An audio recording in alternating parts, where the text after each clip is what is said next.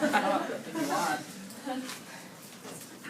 was out walking my dog when a man, with whom I have never shared a word, decided to say the following.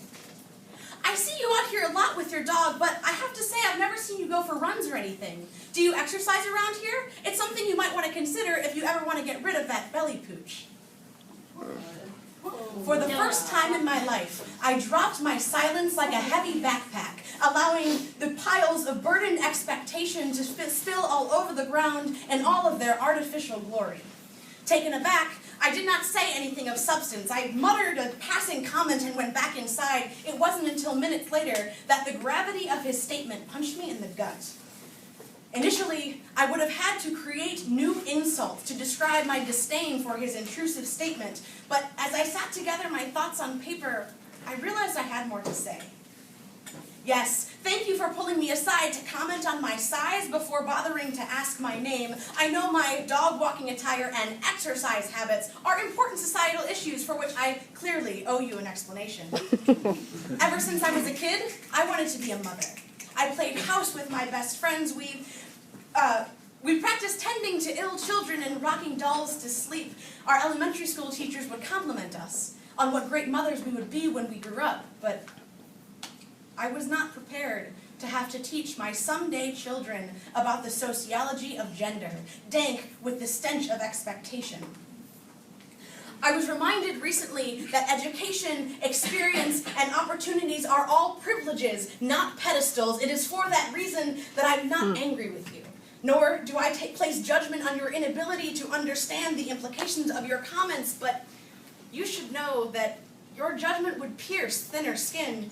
It is not by luck or by chance that I have built enough resistance through my awkward, insecure, body image battling adolescence and young adulthood. You, sir, are the reason young girls who don't match your expectation are afraid to wear swimsuits to the pool on a hot summer day. Justifiably anxious that you would mistake their unadorned beauty for a challenge or an invitation. What surprises me is not that you are so blinded by this mirage of media-perpetuated perfection, but that you assume size is indicative of anything. A lifestyle, activity, or eating habits. Consider this a lesson in biology. There is more to this cosmic concoction of genetics and anatomy. I will not satisfy you with an explanation as to why I look the way I do, nor will I explain to you why I don't really give a shit what you have to say on the topic. I will instead simply tell you that I finally not somehow am happy with how I look. I am pleased with the feats my body can achieve, and I am proud of the decisions I've made. How dare you strip the humanity from an interaction that may have otherwise taught you something about how to talk to a woman. The first time I let a man see my stretch marks, I described them as battle scars. He could tell I was nervous. He looked at me, smiled, sat me down, and showed me his.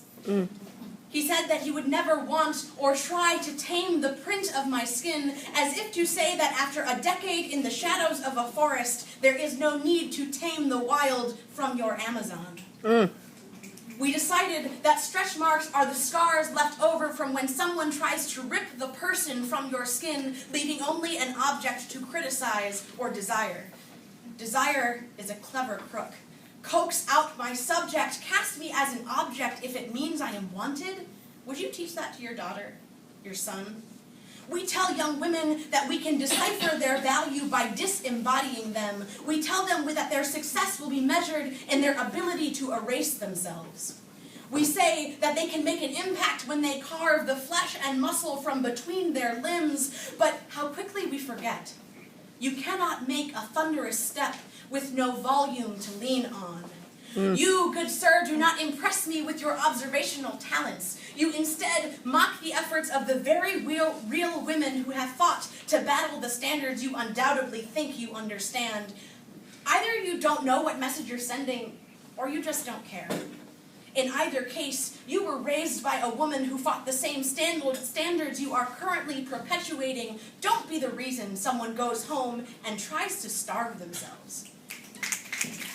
I am not that someone, but I easily could have been. So if you feel the need to comment, and you must do so with caution, because everyone you meet has a story.